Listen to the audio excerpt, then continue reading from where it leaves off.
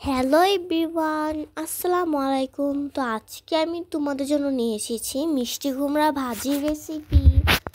এখানে আমি কড়াইটা বসিয়ে দিয়েছি আর তেল দিয়ে দিলাম। এখন দিচ্ছি রসুন কুচি, পেঁয়াজ কুচি,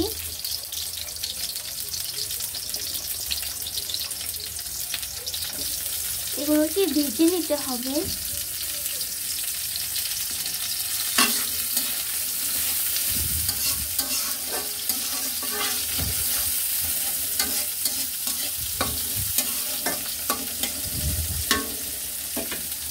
এখানে আমি মিষ্টি কুমড়াগুলোকে ধুয়ে নিয়েছি আর অন্য একটা পাত্রে ছেঁকে তুলে নিব। আর এইদিকে আমার পেঁয়াজটা কিন্তু ভাজা হয়ে গেছে। এবার মিষ্টি কুমড়াগুলোকে দিয়ে দিব।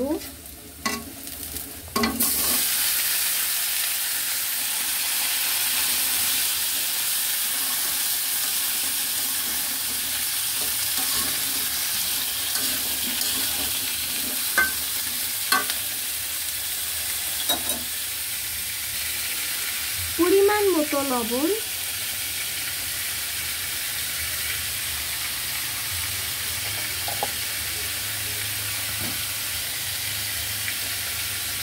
কাঁচা মরিচ,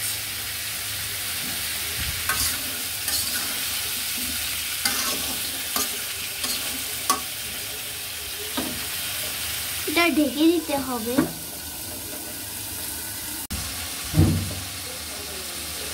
এবার আমরা এটাতে হালকা একটু চিনি ব্যবহার করব, সাথে দিব ধনিয়ার পাতা,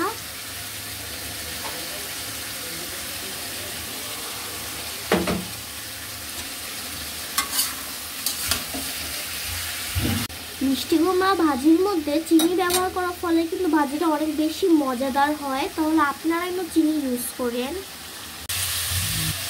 তৈরি হয়ে গেছে আমার মিষ্টি কুমড়ার ভাজি। এবার এটা অন্য একটা পাত্রে তুলে নিব। আপনারা যদি আমার এই পদ্ধতিতে রান্না করেন তাহলে কিন্তু খুবই মজাদার হবে।